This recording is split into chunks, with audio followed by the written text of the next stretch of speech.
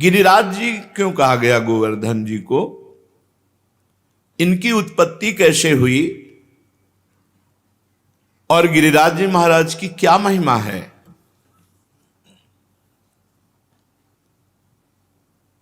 श्री नंद बाबा ने गर्गाचार्य जी को प्रेरित किया महिमा वर्णन करने के लिए। उपनंद आदि बड़े बड़े महापुरुष ये सब बैठ करके गिरिराज महाराज की महिमा सुन रहे हैं। साक्षात परिपूर्णतम भगवान श्री कृष्णचंद्र जो असंख्य ब्रह्मांडों के अधिपति हैं, कर्तुम अकर्तुम अन्यथा कर्तुम सर्व समर्थ हैं। जब पृथ्वी का भार उतारने के लिए स्वयं इस भूतल पर पधारे तो उन जनार्दन ने अपनी प्राण प्रिय प्राण वल्लभा अपनी उपास्य श्री राधा किशोरी से कहा, प्रिय तुम्हें हमारे साथ भूतल में हमारे लिए चलना होगा नवनिवृत्त निकुंज से। किशोरी जी ने कहा, प्राणनाथ आप चलने की बात कैसे सोच सकते हैं? जहां वृंदावन नहीं, जहां यमुना सखी नहीं, जहां गिरिराज गोवर्धन नहीं, वहां मेरा पदार्पण हो ही नहीं सकता। भूतल पर अगर हमारी सखी यमुना जी नहीं, गिरिराज गोवर्धन नहीं, तो प्राणनाथ जहां वृंदावन नहीं वहां राधा किशोरी नहीं जा सकती। श्री लाडली जी की बात सुनकर हरि जी ने मुस्कुरा दिया और कहा, हमने पहले से व्यवस्था की है। मृत्युलोक में, भारत भूमि में, माथुर मंडल में अपने को ही 84 कोस भूमि में मैंने विस्तार किया है। ये 84 कोस भूमि श्री कृष्ण स्वरूप है।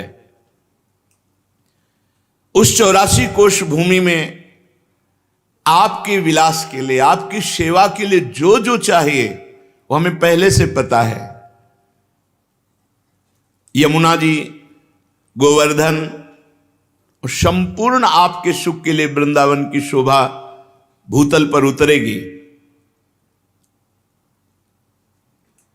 नंद बाबा ने पूछा, क्या पहले से गिरिराज जी महाराज ब्रजभूमि में प्रकट हो गए? तो कहा, नहीं,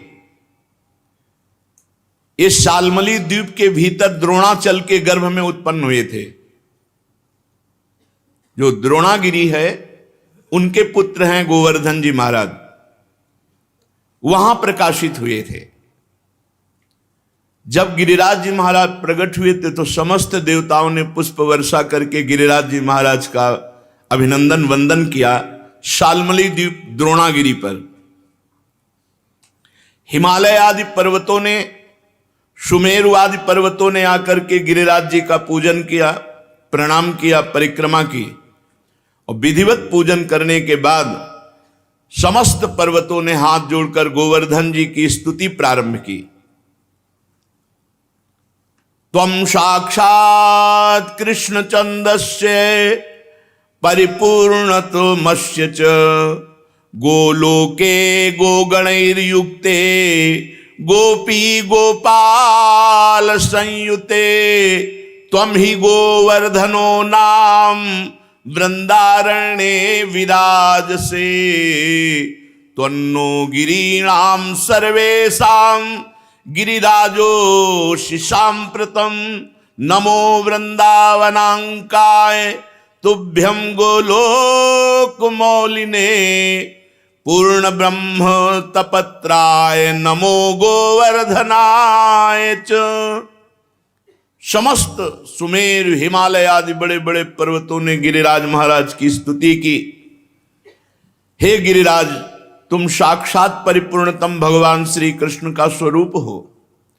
भगवान श्री कृष्ण की प्राण प्यारी गौओं का समुदाय, गोपाल, गोप सुंदरी गोपियों का समुदाय, ये सब आपकी तलहटी में आनंद प्राप्त करेगा।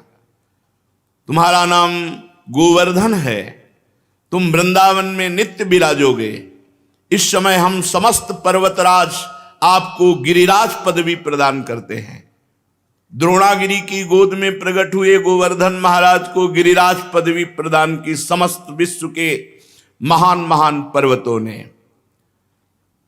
वृंदावन सच्चिदानंदमय है, गोवर्धन भगवान द्रोणागिरी में विराजमान है। समस्त देवता गिरिराज सुमेरु आदि स्तुति करके गोवर्धन जी महाराज को प्रणाम करके परिक्रमा करके सब अपने अपने स्थान को गए। उसी समय महिमा सुन करके कि द्रोणागिरी पे गोवर्धन जी महाराज प्रकट हुए हैं, बड़े ही तप के धनी पुलस्त ऋषि कौतुकवश दर्शन करने के लिए गिरिराज जी द्रोणागिरी पर पहुंचे। देखा द्रोणाचल की गोद में गौर श्याम वर्ण, गिरिराज जी के शिलाओं में आभा प्रकट होती गौर श्याम। एकाग्रता पूर्वक जब गिरिराज जी की परिक्रमा करो, दूर से देखो तो कुछ शिला में गौर रंग, कुछ शिला में श्याम रंग आपको दिखाई देगा। गोवर्धन भगवान ऐसे माधवी मालती सुंदर सुंदर लताएं गुफाएं, बड़े सुंदर वृक्ष जो मीठे फलों के भार से सुंदर सुंदर सरोवर कुंड झरने, महाराज देखते ही पुलस्त ऋषि लुट गए। ये तो महान तपस्या करने की स्थली है, इनकी कंदराओं में तो बहुत आनंद आएगा ध्यान करने में भगवान का। सैकड़ों शिखर गिरिराज जी महाराज के रत्नमय, विविध रंग बिरंगे धातु, विविध शोभा पुष्पों की, नाना प्रकार के पक्षी खग कोलाहल कर रहे, झरने गिर रहे, मृग और बहुत से बंदर, मयूर, केकिका ध्वनि, बड़ा आनंद गिरिराज महाराज। पुलस्त जी के मन में इच्छा हुई कि ये पर्वत हमारे अधिकार में आना चाहिए, गोवर्धन। द्रोणाचल से कहा, द्रोणागिरी मैं तुम्हें आदेश करता हूं अपने पुत्र का मुझे दान करो। द्रोणागिरी के पुत्र हैं गोवर्धन जी महाराज। तुम पर्वतों के स्वामी हो, तुम्हारा बड़े बड़े ऋषि मुनि तपस्या के द्वारा आदर करते हैं, तुम बड़ी औषधियों के पुंज हो, दिव्य औषधियां तुम में प्रकाशित होती हैं। जब लक्ष्मण जी को वीर घातनी शक्ति मेघनाथ ने मारी थी तो यहीं से औषधि, तो हनुमान जी महाराज को लगा कि कौन सी औषधि है, क्योंकि उन्होंने बताया प्रज्वलित तेजोमयी, तो कालने में सब प्रज्वलित तेजोमय कर दी थी कि हनुमान जी भ्रम में पड़ जाए। लेकिन बुद्धिमान अग्रगण्यम बलवताम वरिष्ठम पूरा द्रोणागिरी उखाड़ लिया, जो मन आवे सो छांट लो औषधि। तुम औषधियों से संपन्न हो। मैं काशी में गिरिराज जी को विराजमान करूंगा, क्योंकि मैं काशी वास करने वाला हूं और मैं याचना ही नहीं कर रहा, आदेश दे रहा हूं। अगर ना तो साप, मेरा कोई प्रयोजन नहीं है, मैं तपस्या करूंगा गोवर्धन की शोभा देख करके, ऐसा मेरे मन में आया। भगवान विश्वेश्वर की महानगरी परम पवित्र मोक्ष प्रदायिनी काशी में जाकर गिरिराज गोवर्धन को विराजमान करेंगे। जहां पार्श्व में गंगा नदी बह रही, विश्वेश्वर विश्वनाथ भगवान विराजमान है, वहीं गोवर्धन को विराजमान करेंगे। आज तक ऐसा यश प्राप्त नहीं होगा जैसा गोवर्धन को यश प्राप्त होगा काशी में। मैं गोवर्धन के ऊपर ऐसी तपस्या करूंगा कि त्रिभुवन गोवर्धन की वंदना करेगा, और मेरी अभिलाषा तुम्हें पूर्ण करनी होगी। पुलस्त जी की बात सुनकर के सदैव प्रकट हुए द्रोणागिरी और रोने लगे। द्रोणागिरी ने कहा, पुत्र स्नेह विह्वल, मेरे आंसुओं को तुम देख रहे हो तो आप अपनी तपस्या की बात सोच रहे हो। जब से गोवर्धन जी आए तब से मैं महान आनंद से हूं, मेरा आनंद क्यों छीनोगे। पुलस्त जी ने कहा, आप शोक मत करो, आपका यश होगा। द्रोणाचल बोले, महामुनि मैं पुत्र स्नेह से व्याकुल हूं, मुझे पुत्र अत्यंत प्रिय है, तथापि मैं आपकी आज्ञा का भी उल्लंघन नहीं कर सकता, क्योंकि जानता हूं आप एक क्षण में साप देकर मुझे भस्म कर सकते हैं। द्रोणागिरी गिरिराज जी को अपने अंक में भर के कहा, पुत्र कुछ भगवान और रचे हैं, इनकी सोच अलग है लेकिन कुछ भगवान और रचे हैं। भगवान का संकेत मानकर मैं तुम्हें इनको दान करता हूं। भारतवर्ष बड़ा पवित्र देश, धर्ममय देश है, जहां केवल भारतवर्ष में धर्म, अर्थ और काम मोक्ष की आराधना होती है। निष्काम कर्म के द्वारा, ज्ञान योग के द्वारा तत्वबोध या प्रेम केवल भारतवर्ष में। मैं तुम्हें प्रदान करता हूं पुलस्त ऋषि को। गोवर्धन जी ने महान ऋषि पुलस्त जी से कहा, थोड़ा आप हमारा परिचय भी तो जान लें। 8 योजन लंबा, 8 चौको 32 कोश, 2 योजन ऊंचा, 8 कोश ऊंचा, 5 योजन चौड़ा, 20 कोश, 5 चौको 20। ऐसे थे गिरिराज जी जब यहां आए थे। साफ हो गया महाराज का आगे, तो रोज तिल तिल घट रहे हैं। ऐसी दशा में आप देख पाओगे कि मुझे ले जाकर काशी में विराजमान कर दो। पुलस्त जी ने कहा, बेटा मैं पुलस्त हूं, अगर संकल्प करूं तो पूरे भूमंडल को उठा के चल सकता हूं। मेरे हाथ पर केवल तुम बैठ जाना, मैं काशी में ही छोड़ूंगा तुम्हें। गोवर्धन ने कहा, फिर एक बार क्या बोल गए आप, सोच लो। एक बार हाथ में आ गया, उतार दिया, तो फिर तुम्हारी सामर्थ्य नहीं होगी कि आप मुझे हिला भी सको। मेरी प्रतिज्ञा और आपकी प्रतिज्ञा एक। आपने कहा मैं यहां से उठाऊंगा और काशी में रखूंगा, और मैं कह रहा हूं अगर बीच में रख दिया तो मैं आपके यहां उठाए फिर नहीं उठूंगा। पुलस्त जी ने बात तय कर ली। शाल्मली द्वीप से लेकर कितने बड़े महान तपस्वी भारतवर्ष के कौशल देश के रास्ते में लिए हुए गिरिराज जी को आ रहे हैं। पर्वत द्रोणागिरी विकल हो गए। गोवर्धन जी ने द्रोणागिरी को प्रणाम किया और कहा, सदैव आपके साथ हमारा नाम, हमारे साथ आपका नाम जुड़ा रहेगा। आंसुओं से अभिषिक्त होकर द्रोणागिरी ने गिरिराज महाराज को विदा किया। दाहिने हाथ पर पुलस्त ऋषि ने उठा लिया और बड़ी तीव्र गति से चले। गिरिराज महाराज शांत देखते रहे। जेव ही माथुर मंडल में आए, ब्रज 84 कोश में, जहां गिरिराज जी विराजमान है। गिरिराज जी अपना भार भी बढ़ा लिया और विचार किया, ये मेरी लीला स्थली है मेरे प्रभु की, मैं यहां से एक कदम बाहर नहीं जाऊंगा। यहां भगवान श्री कृष्ण श्री किशोरी जी के साथ, ब्रजगोपियों के साथ, ग्वाल वालों के साथ यहां दिव्य लीला करेंगे, उसका मुझे आनंद मिलेगा। कैशोर लीला, बाल लीला, सब लीलाओं का आनंद मुझे मिलेगा। इतना ही नहीं, मेरे ऊपर दान लीला, मान लीला, ये सब प्रभु करेंगे। मैं एक कदम यहां से नहीं जाऊंगा ब्रजभूमि से। जहां किशोरी जी के साथ प्रभु अपने चरणों से विहरण करेंगे, वहां छोड़कर मैं अब कहां जाऊं। गिरिराज गोवर्धन इतने भारी पड़ गए कि मुनि का हाथ ऐसा लगा कि टूट जाएगा,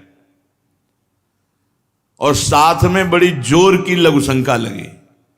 गिरिराज महाराज की लीला, भार तो तपबल से रोक रहे थे, लेकिन लघुशंका तपबल से कहां तक रोके। वो बात थी कि अगर रख दिया तो भी तुम्हारी ताकत नहीं कि उठा सको।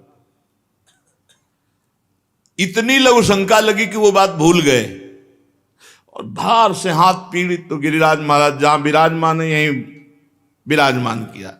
लघुशंका किया, आचमन किया, पवित्र हुए, और गोवर्धन से गाओ कर कमल में विराजमान हो। बोले खत्म खेल, हमारी और आपकी प्रतिज्ञा थी कि आप रख दोगे, उठा नहीं पाओगे। तो उनका तुम्हारे आने से मैं अभी उठाकर तुम्हें ले चलता हूं। पुलस्त ऋषि ने अपना सारा तेज तप बल सब लगा दिया, गिरिराज महाराज टस से मस नहीं हुए। मुनि ने कहा दैन्यता पूर्वक, गिरिराज तुम मेरी शक्ति का उपहास मत करो, मुझे अभी क्रोध तुम पर नहीं आ रहा है। मैं बहुत प्यार से तुम्हें द्रोणागिरी से सालमली द्वीप से लाया हूं काशी ले जाने के लिए, तुम मेरी भावना में बाधा मत पहुंचाओ। गिरिश्रेष्ठ चलो, भार अधिक मत बढ़ाओ, मैं जान गया हूं कि तुम रूठ रहे हो, लेकिन शीघ्र तुम्हारा सम्मान काशी में होगा। गोवर्धन जी ने कहा मेरा दोष नहीं है, आपने कोई मुझे यहां स्थापित नहीं किया है कि आप हमको लाके यहां से स्थापित किया। हमारी प्रतिज्ञा थी धरना मत बीच में, क्यों रख दिया बीच में? कोई लघु शंका, इसके हम जिम्मेवार थोड़ी है। अब मैं यहां से एक कदम भी नहीं जाऊंगा, तुम्हारी ताकत नहीं कि यहां से ले जाओ। अब तो पुलस्त मुनि की सारी इंद्रियां क्रोध से व्याकुल हो गईं और ओंठ फड़कने लगे। उन्होंने कहा तुम हमारा सारा उद्यम व्यर्थ कर दिया है द्रोण पुत्र गोवर्धन, मैं तुम्हें शाप देता हूं कि आज के बाद तुम तिल तिल रोज घटोगे। तो गिरिराज महाराज पहले 8 योजन 32 कोस, अब 21 किलोमीटर की परिक्रमा रह गई है। कितने ऊंचे? 2 योजन 8 कोस ऊंचे, 5 योजन चौड़े, बहुत देखो तिल तिल रह गए। भजन कर लो, कलयुग और आगे बढ़ेगा तब गंगा और गिरिराज अंतर ध्यान हो जाए। जब तक गंगा और गिरिराज हैं कलयुग का तांडव नहीं हो सकता, पर रोज एक एक तिल गिरिराज जी क्षीण हो रहे हैं। शाप दे दिया, तिल तिल भर तुम रोज क्षीण हो गए। गिरे त्वाति धृष्टेन न कृतो में मनोरथा तस्मात् तु तिल मात्रम ही नित्यम त्वम क्षीणताम ब्रज। ब्रजवास करो लेकिन एक एक तिल रोज क्षीण हो गए। गर्गाचार्य जी कहते हैं यावत भागीरथी गंगा यावत गोवर्धनो गिरी तावत कलेह प्रभावस्तु भविष्यति न करचित। जब तक गिरिराज गोवर्धन विराजमान है, भागीरथी गंगा प्रवाहित है, तब तक कलयुग अपना तांडव नहीं कर सकता। हाँ, उसका प्रभाव रहेगा। तांडव शब्द से मतलब है भ्रष्टाचार ही भ्रष्टाचार। भ्रष्टाचारा सत संसारा धर्म सुने नहीं काना कलिकाल बिहाल की मनुजा नहीं माने को अनुजा तनुजा। ऐसा भ्रष्ट आचरण, न कहीं स्वाहा न स्वधा न राम न कृष्ण न हरि, अब बिल्कुल भ्रष्टाचार। तब भगवान कल की रूप में आकर दुष्टों का संहार करके फिर नवीन शांति की स्थापना करेंगे। उस दिन से गोवर्धन महाराज ब्रज में विराजमान हुए, पर महाराज पुलस्त जी के शाप से तिल तिल क्षीण होते गए। जब तक भागीरथी गंगा गोवर्धन पर्वत भूतल पर विद्यमान है, तब तक कलिकाल का प्रभाव कदापि नहीं बढ़ेगा। ये गोवर्धन का शालमली द्वीप द्रोणागिरी से ब्रजधाम आना है। ये पावन श्री गिरिराज महाराज जी का चरित्र है। एक समय की बात है कि गोदावरी तट पर एक ग्राम में एक ब्राह्मण रहता था।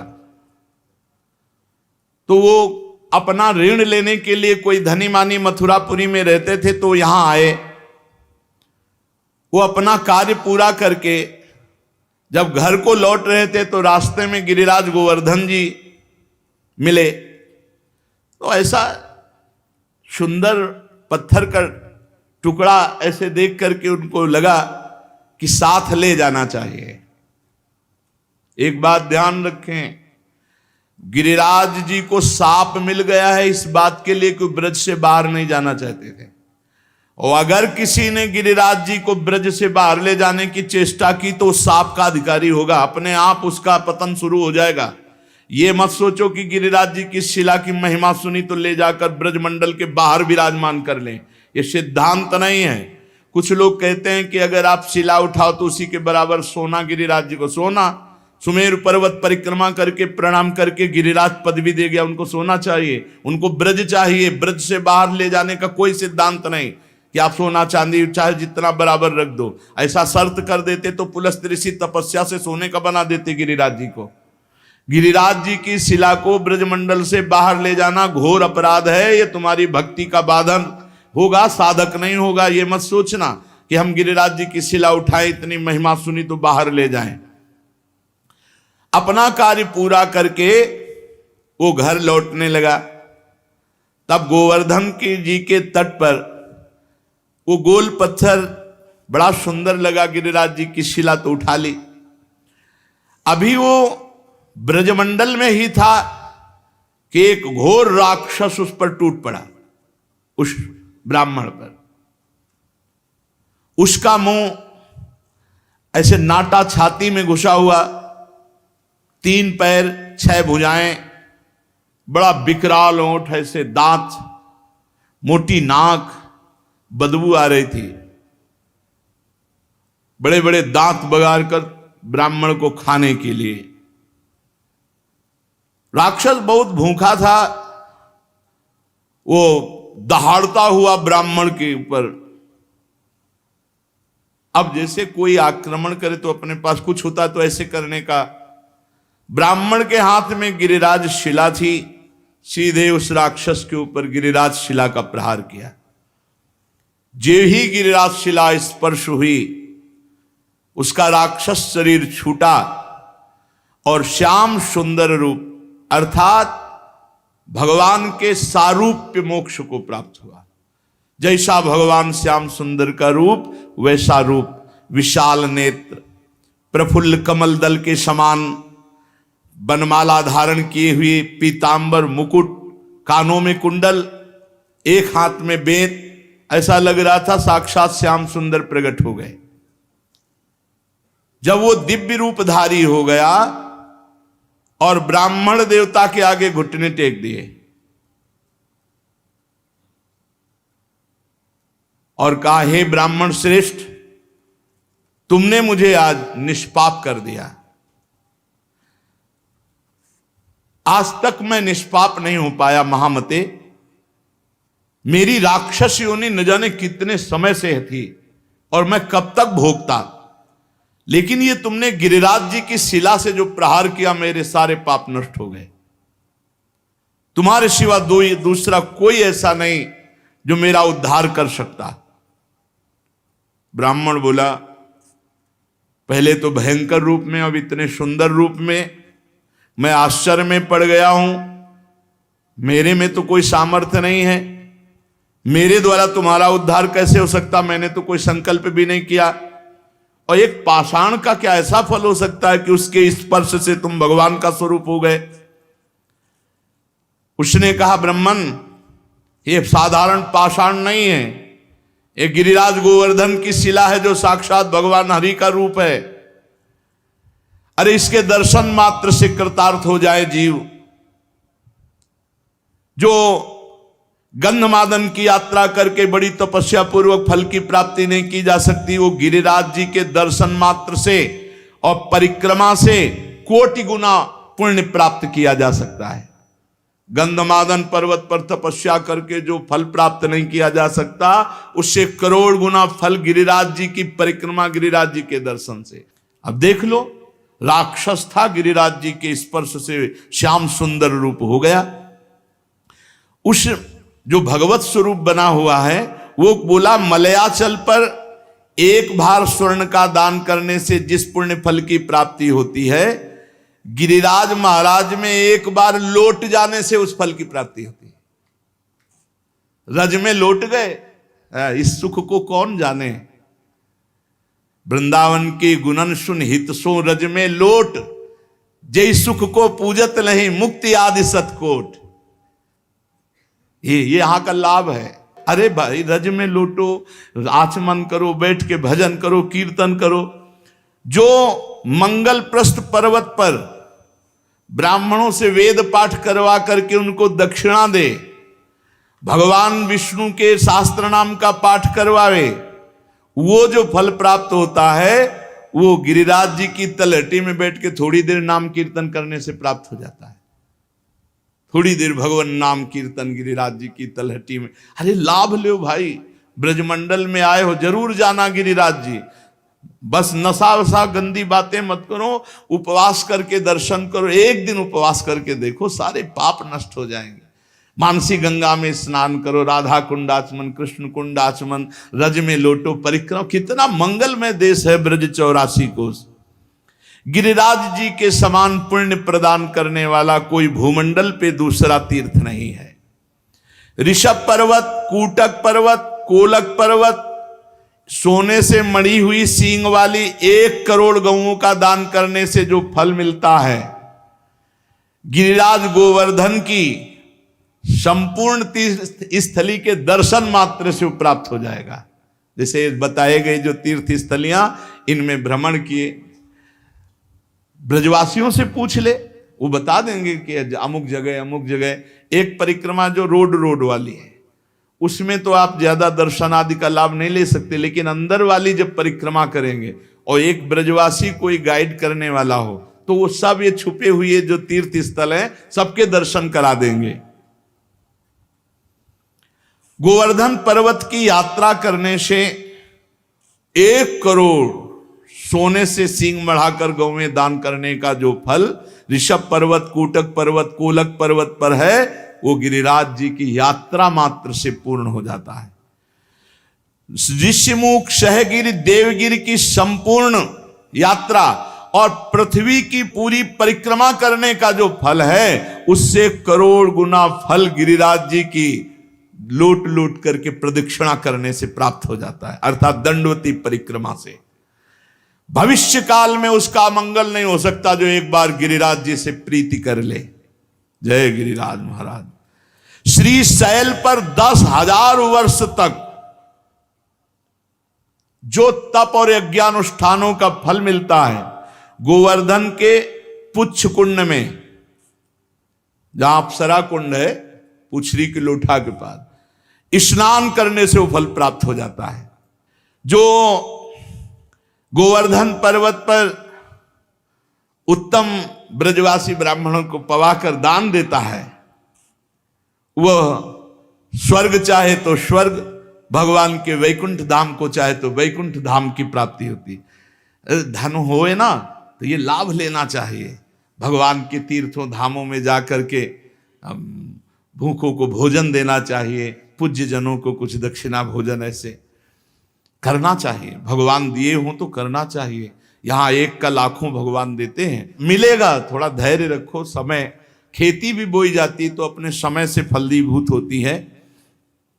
चित्रकूट पर्वत पे रामनवमी के दिन पयस्वनी मंदाकिनी में, बैसाख की तृतीया को पारियात्र पर्वत पर, पूर्णिमा को कुकुराचल पर और द्वादशी को नीलाचल जगन्नाथपुरी में, सप्तमी को इंद्रकील पर्वत पर जो दर्शन करने से पुण्य होता है, परम लाभ होता है, गोवर्धन गिरिराज जी में किसी एक कुंड में स्नान करने से उसका फल प्राप्त हो जाता है। किसी एक कुंड पर बड़ा योग लिखे हुए हैं कि जैसे बृहस्पति के सिंह राशि पर स्थित होने पर गोदावरी में, कुंभ राशि पर हरिद्वार में, पुण्य नक्षत्र पुष्कर में, सूर्य ग्रहण कुरुक्षेत्र, चंद्र ग्रहण काशी में, एकादशी के दिन शुकर तीर्थ में, कार्तिक पूर्णिमा को गढ़मुक्तेश्वर में, जन्माष्टमी के दिन मथुरा जेल में, द्वादशी के दिन खांडोवन में, कार्तिक पूर्णिमा को वेंकटेश्वर नामक महावट, मकर संक्रांति तीर्थराज प्रयाग में, वैधृति योग बरिष्मती, रामनवमी के दिन अयोध्या में। ये जो यात्रा करने पर फल प्राप्त होता है, गिरिराज जी की शिला का जल से अभिषेक, दुग्ध से अभिषेक, गिरिराज जी की शिला का पूजन करने से वो सब फल प्राप्त हो जाता है। जो भगवान श्री कृष्ण में मन लगाकर उद्धव कुंड, गोविंद कुंड इसमें स्नान करता है, श्री कृष्ण के सारूप्य पद को प्राप्त होता है। हमारे गोवर्धन पर्वत पर जो मानसी गंगा है, बहुत पवित्र है मानसी गंगा, बहुत पवित्र, अनुभव की बात कह रहा हूं। तभी बार बार हम जब गिरिराज जी की बात करेंगे तो मानसी गंगा की बात करेंगे। सैकड़ों राजसूय यज्ञ करने वाला उतना पवित्र नहीं हो सकता जितना मानसी गंगा में स्नान करने से गिरिराज जी का दर्शन स्पर्श ये महान पुण्यात्मा को प्राप्त होता है। यदि आपको विश्वास न हो तो देखो, मैं महापापी हूं। गोवर्धन की शिला स्पर्श मात्र से मैंने भगवान श्री कृष्ण के स्वरूप को प्राप्त कर लिया। उस भगवत स्वरूप की बात सुनकर के ब्राह्मण को बड़ा विस्मय हुआ, गिरिराज जी के प्रभाव को जानकर बार बार पुलकित हुआ। फिर ब्राह्मण ने पूछा, इस समय तुम दिव्य रूप में हो, पहले तो मुझे राक्षस रूप में दिखाई दिए। तो सिद्ध ने कहा, मैं पूर्व जन्म में एक धनी वैश्य था, समर्थ था, खूब धन संपत्ति हमारे पास थी और रूपवान था। तो मैं दूसरी स्त्रियों के साथ व्यभिचार करना, जुआ खेलना, मदिरा पीना, आगे चल करके वैश्यागमन करना और मदिरा में उन्मत्त होकर हिंसा करना, माता पिता पत्नी सबको मारना फटकारना। एक दिन मैंने ऊब करके अपने मां बाप को जहर देकर मार डाला और पत्नी की तलवार से काटकर हत्या कर दी और स्वच्छंद रूप से फिर वैश्यागमन आदि अपराध करता रहा। लूटपाट का काम करने लगा क्योंकि धन की आवश्यकता थी। एक दिन मैं बहुत स्वर्ण के आभूषण लूट कर लाया तो वैश्या ने मुझे जहर खवाया, गले में फांसी लगाई और मौत के घाट उतार कर कुएं में फेंक दिया। गंदे आचरण वाले की गंदी ही गति होती है। अब मैं महापातकी यमदूतों के मुदगरों से पीट पीट कर बांध कर नरक ले जाया गया, कुंभी पाक नरक में डाला गया। एक मनवंतर तक नरक भोगने के बाद मुझे तप्त सूर्मी नामक नरक में डाला गया।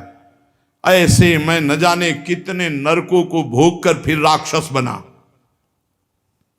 भारतवर्ष में कर्म वासना के अनुसार मेरा राक्षस योनि प्रकट हुई। कितने नरक भोगने के बाद, बहुत होश में, हर कर्म बिना दंड दिए नहीं जाएगा। 10,000 वर्ष से मैं भूखा तड़प रहा हूं, मारा मारा घूम रहा हूं 10,000 वर्ष से।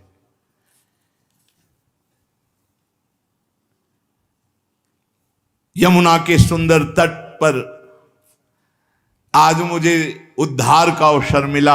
आपने जो गिरिराज जी की शिला मुझे मारी, उससे मैं भगवत स्वरूप हो गया। आज ब्रजभूमि को मैं बार बार नमस्कार करता हूं। जिस ब्रजभूमि में मैं भूखा तड़पता पापी तुम्हें खाने के लिए, लेकिन तुम्हारे द्वारा गिरिराज जी के स्पर्श से साक्षात श्री कृष्ण स्वरूप हो गया हूं।